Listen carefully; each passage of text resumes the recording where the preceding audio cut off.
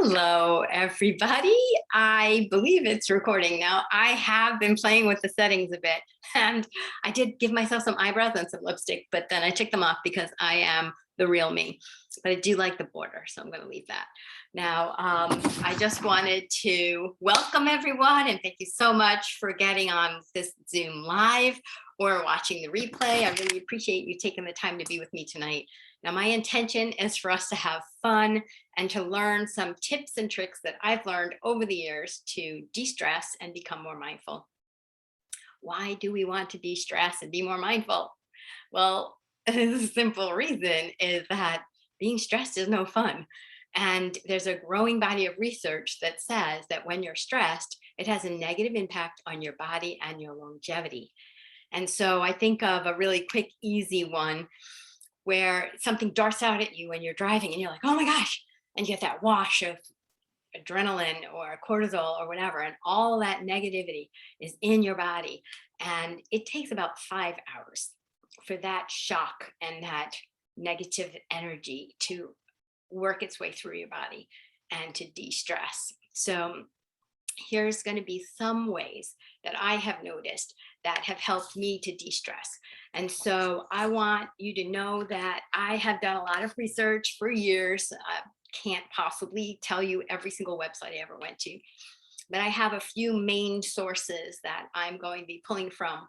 The first is the Mindfulness Prescription for Adults with ADHD by Lydia Zalowski, MD, the American Meditation Institute, Shake Your Soul, Ripple Effect Spiritual Therapies. These are all my favorite places that I glean my information from. So I have 11, and from now on, I'm going to do 11. 11 is like an angel number, and I totally like that.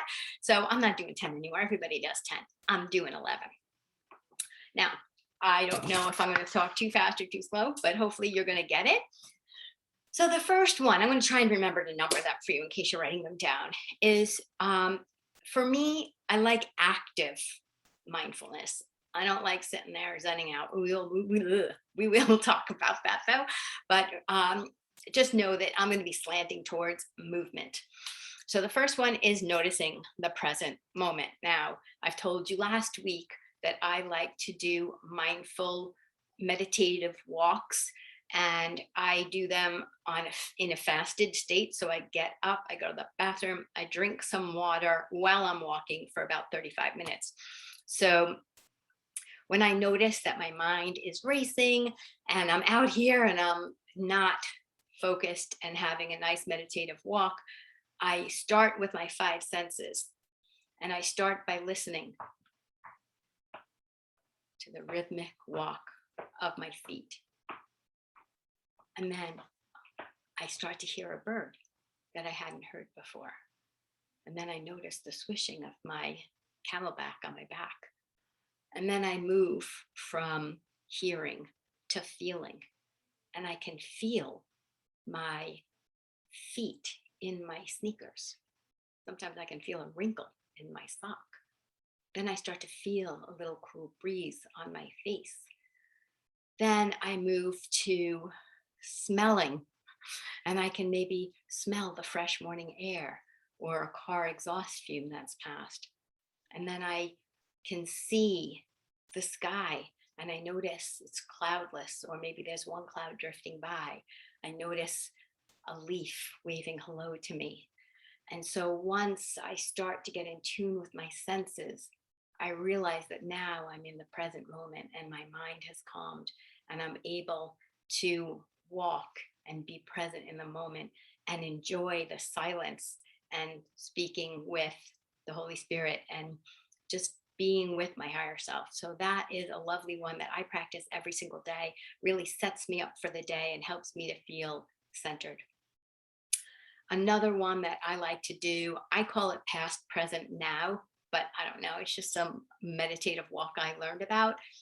And the way I do this one is as I feel my heels lifting up off of the pavement, I imagine that I'm leaving the past behind. The troubled childhood, the thing I just said 5 minutes ago, anything at all is behind me and it's over and it's nothing that I need to worry about now. And then I imagine my toes pushing me off into the future and my dreams, or all the things I want to happen in my life, and the things that I feel driven to do. And again, that is in the future, it's all to come. And then that just leaves me right here in the present moment to notice the beautiful surroundings, the quiet, the fact that I don't have to do anything except walk and enjoy the visions that I see. So this is something that you can do any moment, like today, right this second. I'm not what I was just a second ago when I changed my notes to the next page. I am wholly different. Every day you wake up, you have new selves, you have new ideas, you have a new zeal for life. And so remember that you only have this present moment. Your future greatness is all to come. Your past failures are all behind you, but what you have right now is the present moment.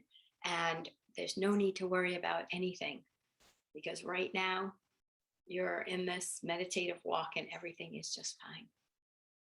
So you can notice all the things that you're seeing in the present. And it's a wonderful place to be. That was number 2.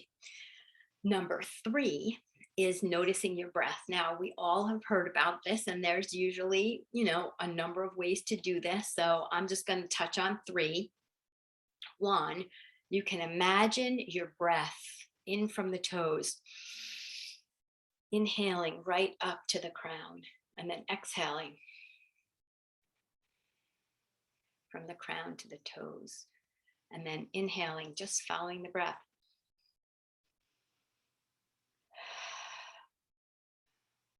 And if you ever get distracted and think of something else, you bring yourself back to the breath.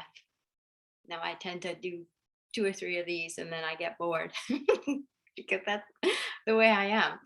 And so another one I like to do is I like to inhale for a count of 5 and exhale for a count of 7.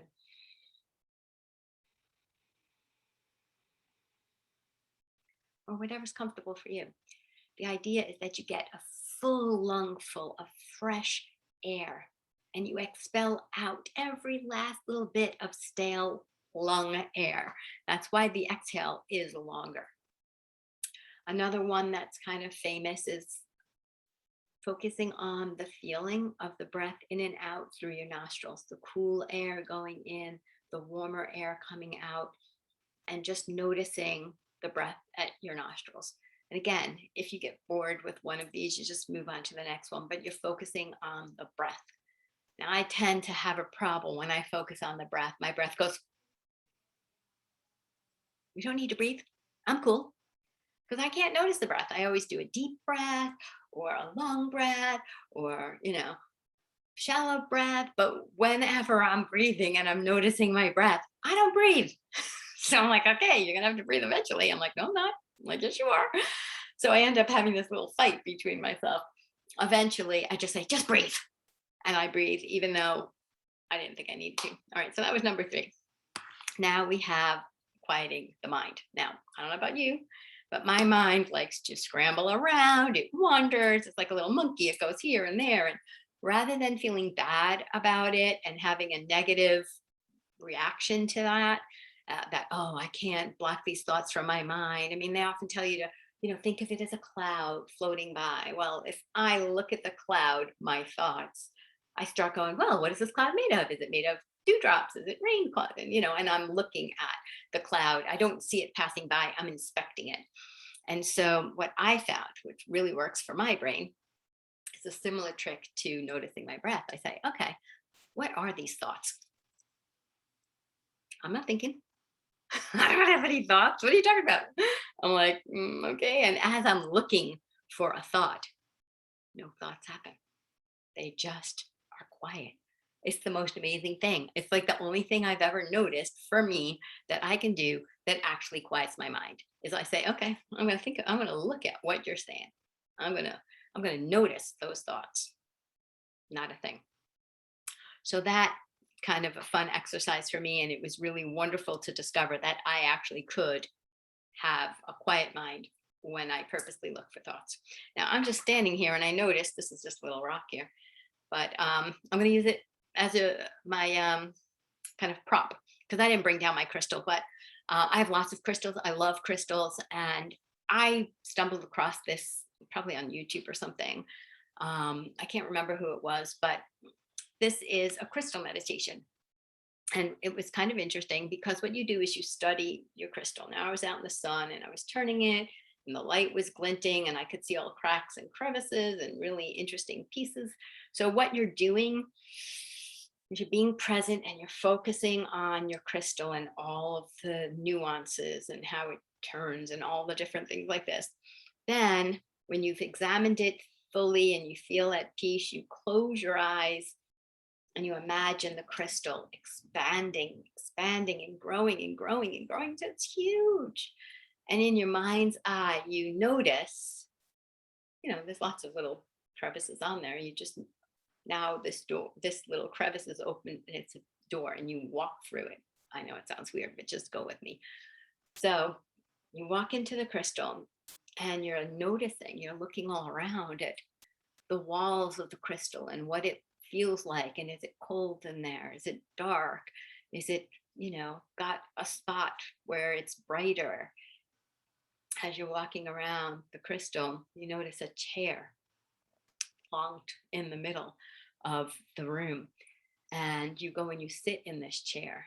And as you're sitting in this chair, all these ascended masters, Buddha, Dalai Lama, Jesus, Holy Spirit, angels, archangels, past loved ones, they stand around you in this meditation and they start to say things to you. They say wonderful things to you.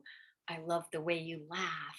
You are so gifted. You're so talented. You're perfectly imperfect. You have gifts inside you that are there from the day you were born.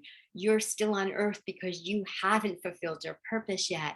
And you're on the right track, and keep going. And we're proud of you. And just all of the lovely things that you ever wished that anybody had ever said to you in your life. And as you sit there, and I have to say it's quite emotion filled, and you get really a warm glow, and it's quite fantastic to have all these higher powers and their energy surrounding you with love and sharing your goodness and joy and reminding you of all the gifts and all the things that you have. And at some point you'll feel that, love, and you're filled up, and they start to recede back into the crystal. And you take it all in. And when you're ready to go back out and leave this warm, lovely, loving environment, you stand up and you walk back out through your crystal and you close the door. And then you envision your crystal shrinking back down into the palm of your hand. And when you're ready, you open your eyes and you feel quite amazing. And it's a lovely, lovely meditation. So that was number 5.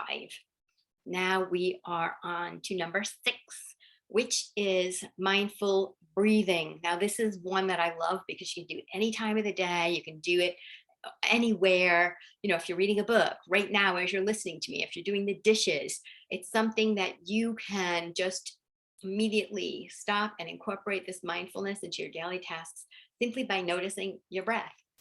And just even for a few seconds, just notice the sensation right now as you're breathing and your stomach is rising and falling, your belly, right? Or is it your chest? Just notice the breath coming in and going out. Does it pause at the top or at the bottom? Is there a transition between the in-breath and the out-breath? Is it smooth, or does it stutter, or is it halting? Is there a pause when you breathe out and then breathe in? Or is it all seamless? And you can just take these few breaths and then decide to return to listening to my voice or reading your book or doing the dishes. But it's wonderful when you're feeling frazzled and you're upset to just make your conscious choice to just settle yourself. Take a few breaths Notice the present moment and then carry on with your day. Mindful movement. And again, I am so into movement. So this one is really great because it's very slow, small movements. So you start by seeing if you can just stand perfectly still. Most people move a little bit like I'm doing, right? There's like a little bit of a sway, and it's sort of impossible because, we're human and we have muscles, and muscles need to move. So you want to find your center of gravity. You need to move a little to the left or a little to the right to find where's the center. And then move a little forward and a little backward to see where the center is. And when you're at your center and you feel like you've done everything and you're nice and solid, your feet are hip width apart, you can put your arms at your side, close your eyes. Now, when you close your eyes, you really better be stable, because to see what happens to me is your body starts moving because I don't know what's going on. Doesn't know if something's coming up, right? So we definitely don't want you to do this one with your eyes closed. So open your eyes and then just stand on one foot and notice your gravity has changed. Are you bobbling? Do you need to, move your hands or stretch to keep from falling over? Just notice your balance. And then you can sort of stretch in any way that feels good to you. Like, oh, like you do in the morning, you get a good stretch. Oh, I've been doing a lot of weights and my neck is like cranky. Just schedule the massage. But, you can stretch it any way that feels good. You can reach up to the sky. You can turn around. You can touch your knees, or if you're lucky, touch your toes. I'm not going to do that because I'll bang my face on the computer and then you won't see me. So you can, move your head around.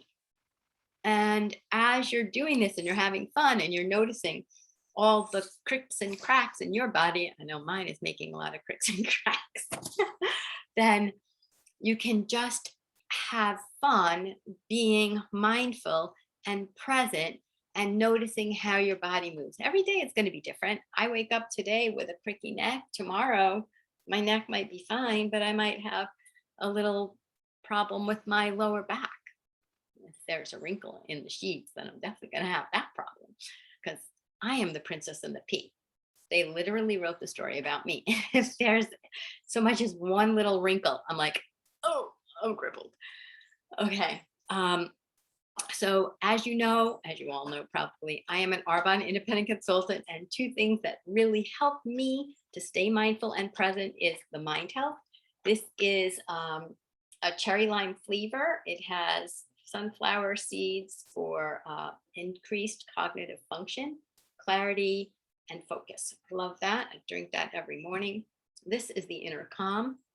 It's a peach green tea flavor with saffron and ashwagandha. So this kind of gives me a calm feeling. It helps me relax, and the Mind Health helps me to focus.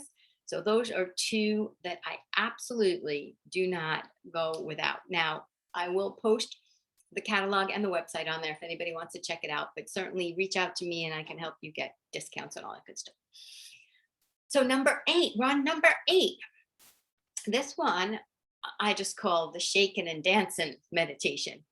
And again, love being active. So it's fun for me, but it's an amazing opportunity for you to practice your singing, your dancing. You can stand still, you can lay down, you can sit down, but generally you want it to take about 10 or 15 minutes, and you can do it any way you want. You just take the opportunity to be you and to do you. So generally you start by standing up and feeling and expressing all the goodness and releasing all of the stress and all the restlessness and all of the raising energy in your body. If you're a parent, this is a good one to do with the kids, or a grandparent. I know some of my friends have got grandkids, and it's a lot of fun. So you start by putting on some music that you love and that you enjoy. And just the first minute or two, just notice that you're standing there in silence. You're preparing for the meditation. listen to the music. What does it make you feel?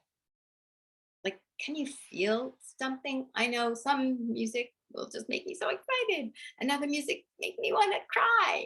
It's so sad. So just notice the feelings and then notice the rhythm of the music.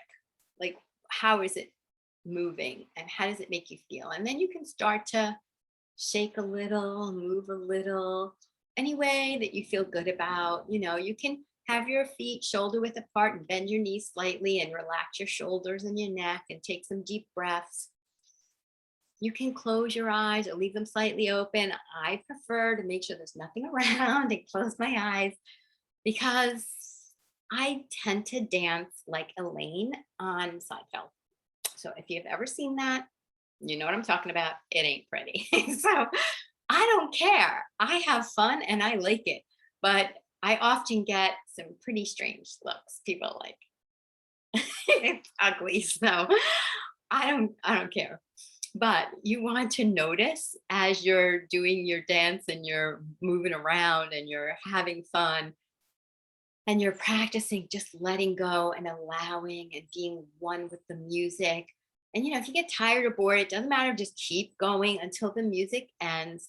Notice if there's a pause in the music, and when it does, what is your breath doing at that moment? What physical sensations do you feel? And as you shake and dance and let your body move in whatever way it wants to move, you're free and spontaneous and just enjoying life.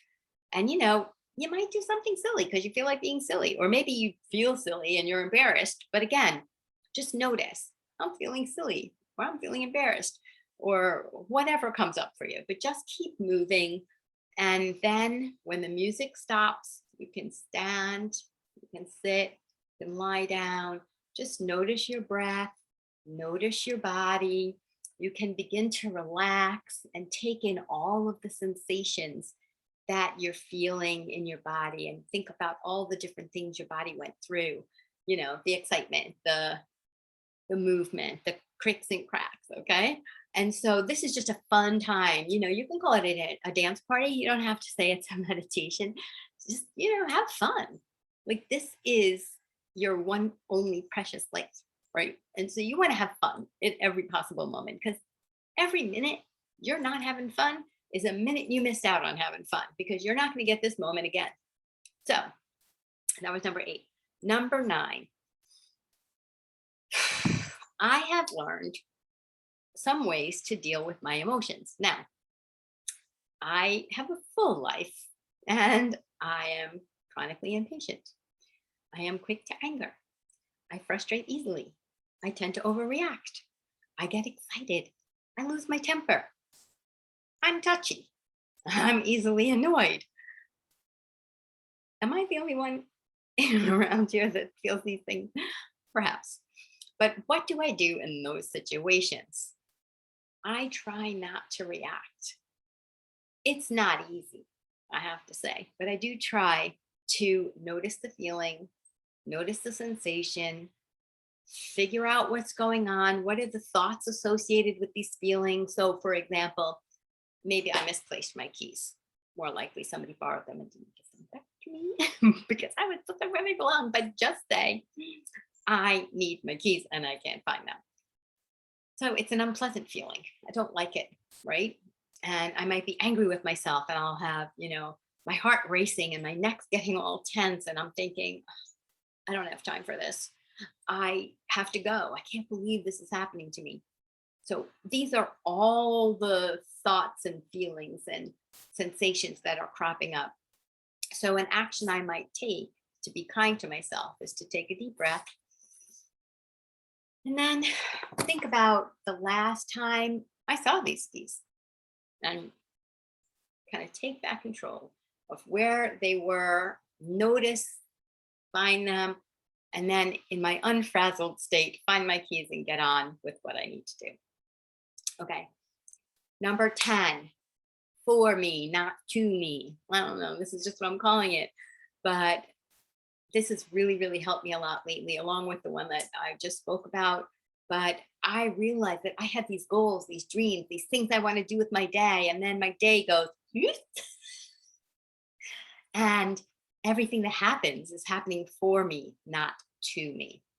Okay. So if I'm in a rush and then I get stuck in traffic, I'm freaking out because I'm going to be late. I don't freak out anymore. This especially happened to me when I got held up in traffic, and it was only a moment or two.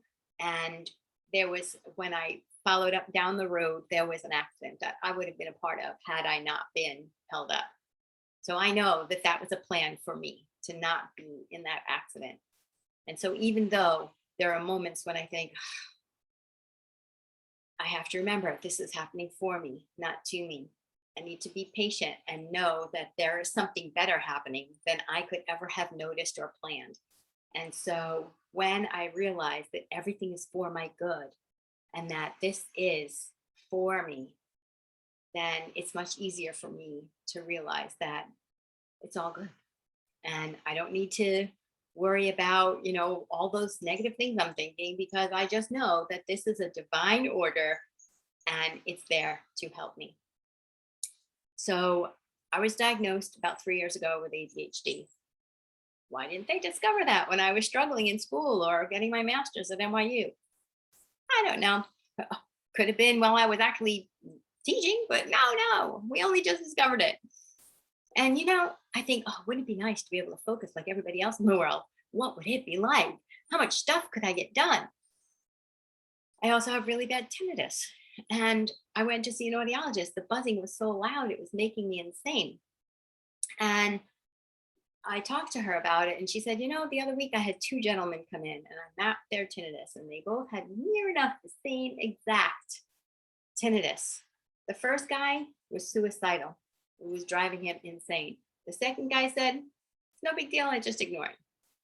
So a lot of the tinnitus and the aggravation with the ADHD is because I wanted to be something else. If I desired something else, I wanted to stop, I wanted to go away. But if I just accepted it and I just realized that it's not aggravating, this is my life, this is the way it is, everything's good, then it's less troublesome for me. My tinnitus is much quieter these days because I just tell my brain, you know what? It's not a rattlesnake. You're fine. You're safe. It's okay. You can just ignore that sound. And to a certain extent, I kind of wish these things had happened to me sooner. I wish I could have realized all these things, because today is the day that tomorrow you're going to say was a happy memory. And I wish that you have all of the joy now. And then looking back, you don't look back and say, wow, I remember my youth and my vitality and my children when they were little and my job and my retirement and my 20s, my 30s, my 40s. You don't have to wish. You can be there right now. And so part of me wishes I enjoyed my life better when the kids were little, but all I can think of is I can't even go for a wee in peace. I can go now. But at the time, it was just all encompassing. And so now I remind myself, because I say, life, I am loving every minute of it, because right now, good, bad, otherwise, frazzled, calm, I am loving this life. I know that it's all for me and it's all for the good. So thank you so much for getting on with me today. I hope you found at least one thing I said to be useful. And if you did and you try it, I would love for you to tell me your results. So please make sure that you reach out, DM, comment, like, whatever it is, and let me know, because I would love to hear your experience. So thank you so much for getting on. I really appreciate it, and have a fantastic night. All right, my dears. Bye.